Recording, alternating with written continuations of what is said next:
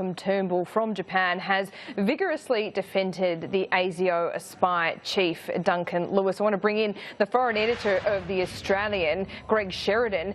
We saw those comments from Malcolm Turnbull, Greg Sheridan, just a couple of moments ago. He says that only 2 backbenchers that he knows have been contacted. Do you know of any more? Well, look, Laura, I do know quite a lot about this, but I can't say everything that I know. But let me say that the idea that this is normal for the Director-General of ASIO to ring backbenchers to enforce the Prime Minister's line is just ridiculous. I've been writing about ASIO for nearly 40 years, and this has never happened before. It's the Director-General is authorised to give briefings with the permission of his minister on a quite restricted basis. Malcolm Turnbull has today announced a revolutionary new doctrine for the Director-General of ASIO. He's now to talk to all journalists. I suggest every journalist ring him up and get a comment straight away. He's to talk to all politicians and he's to talk to all community groups. In which case, why is he heading a secret organisation? I mean, I thought the Prime Minister's comments were just ridiculous, well, frankly. Just on that, because the question is, and it's been denied by government sources, that he spoke to Duncan Lewis about making these phone calls either before or after. But when he was asked publicly in that media conference today, it took until the 3rd question, I think, or the 3rd answer, and Malcolm Turnbull says he speaks to Duncan Lewis all the time, but it was words to the effects that he didn't make any directive. What did you make of that?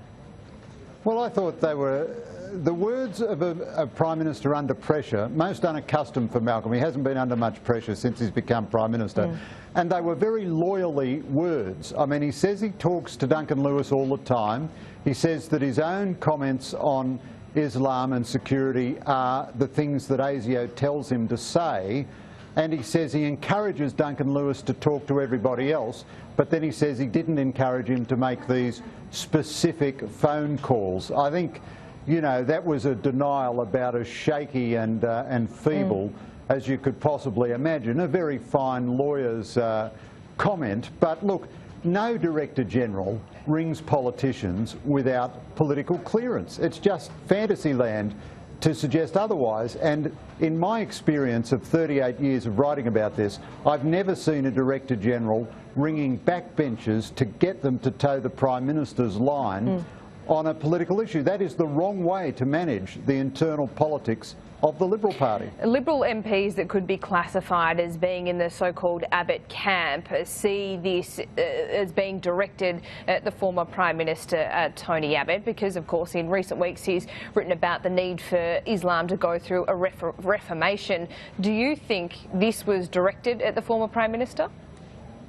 Look, possibly it was in part, but Laura, let me say this. All the Fairfax papers today say that the story which I broke about this was briefed to me by Abbott. That is completely untrue. Let me say on my honour and on my word, this story did not come from Tony Abbott. I can tell you exactly how this story came about.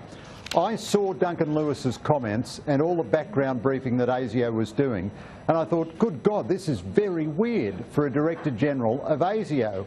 And I started to seek enlightenment from that. And I started with national security figures, then I went to the Prime Minister, the Attorney-General and ASIO itself, and then at the end of that process I rang a lot of politicians, I got no bit of information out of Abbott, and there were as many politicians who had voted against Abbott as who had voted in favour of him, who were unhappy at the idea of the Director-General of ASIO shutting down debate and interfering in a political issue. Now, we have a long history of that in this country. ASIO used to interfere in politics a lot, and we spent decades reforming it out of that bad habit. Now, for Malcolm Turnbull to send it back into that bad habit just because what Duncan Lewis is saying at the moment is popular with Fairfax and the ABC, that's a terrible departure. Well, I think it was out of the Hope Review in the 1970s, wasn't it? But look, just quickly, one final question to you, Greg Sheridan. It's been made, the salient point, that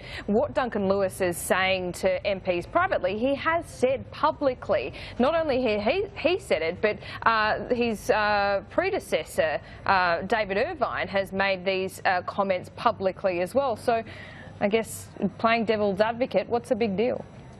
Two quick responses, Laura. First of all, one of the things he was saying to MPs was that they risked becoming a danger to national security if they kept on with these comments. Now, he's never said that publicly.